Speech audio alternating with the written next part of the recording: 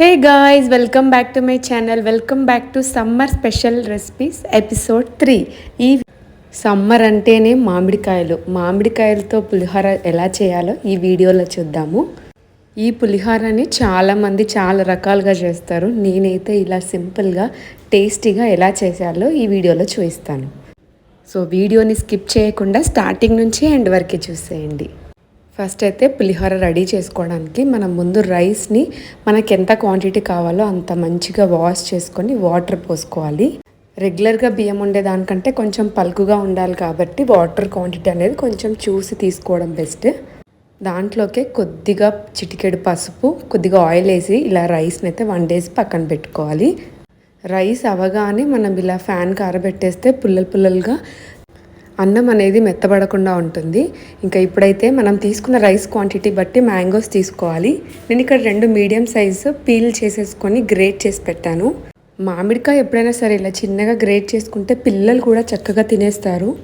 ఇంకా నెక్స్ట్ అయితే స్టవ్ పైన ప్యాన్ పెట్టేసి కొద్దిగా ఆయిల్ వేడైన తర్వాత దాంట్లోకి జీలకర్ర, ఆవాలు వేసేసుకోవాలి. కొద్దిగా ఆవాలు ఎక్కువ వేసుకుంటేనే మనకి ఏ పులిహోర అయినా టేస్ట్ అనేది చాలా బాగుంటుంది. ఇంకా ఇవి 2 వేసిన తర్వాత మన కారానికి సరిపడా పచ్చిమిర్చి, ఎండుమిర్చి వేసుకున్న తర్వాత అవి బాగా మంచిగా ఫ్రై అయిన తర్వాత పల్లీలను కూడా వేసుకోవాలి. మీరు పల్లీలు నానబెట్టుకున్నా బాగుంటుంది, లేదు క్రిస్పీగా కావాలంటే మాత్రం ఇలా డైరెక్ట్గా వేసుకోవచ్చు.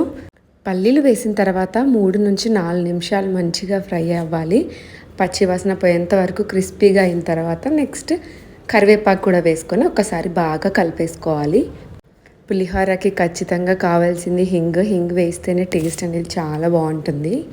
ఇంకా ఆ తర్వాత ఒక్కసారి మంచిగా కలిపేసుకొని అన్నం ఉడికేటప్పుడే మనం పసుపు వేసాం కాబట్టి ఇక్కడ చిటికెడు యాడ్ చేసుకుంటే మనకి పసుపు అనేది సరిపోతుంది. దాని తర్వాత రుచికి సరిపడా సాల్ట్ని కూడా యాడ్ చేసి ఒకసారి బాగా కలిపేసుకోవాలి. నేను ఆయిల్ ఫస్ట్ కొద్దిగానే వేసాను.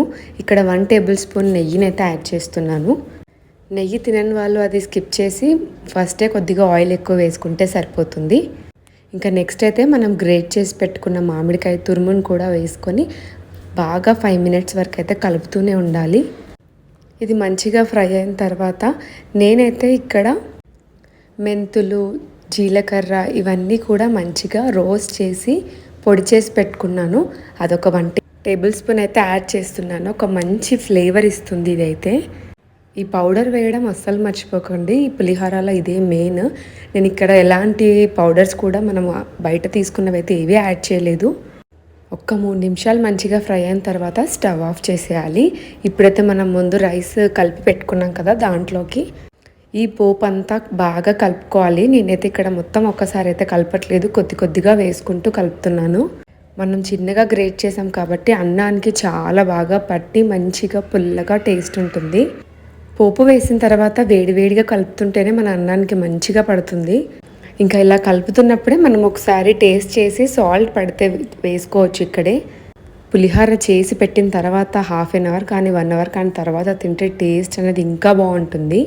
నేను ఆయిల్ అనేది చాలా తక్కువగా యూజ్ చేశాను. అండ్ చిన్నగా గ్రేట్ చేయడం వల్ల పిల్లలకి ఇది ఇష్టపడని వాళ్ళు కూడా చక్కగా తినేస్తారు. ఒక్కసారి ఈ స్టైల్లో మామిడికాయ పులిహోర తప్పకుండా చేయండి. చేసిన తర్వాత ఎలా ఉందనేది నాకు చెప్పడం అస్సలు మర్చిపోకండి. మీరు నా ఛానల్ ఫస్ట్ టైం చూస్తుంటే మాత్రం సబ్స్క్రైబ్ చేసుకొని లైక్ చేయండి. వీడియో నచ్చితే మాత్రం ఫ్రెండ్స్ అండ్ ఫ్యామిలీకి షేర్ చేయండి. మరిన్ని రెసిపీస్ కోసం అయితే బెల్ ఐకాన్ని క్లిక్ చేస్తే నేను వీడియోస్ పెట్టగానే మీకు వచ్చేస్తాయి. Thank you so much for watching. Please follow for more videos. Bye bye.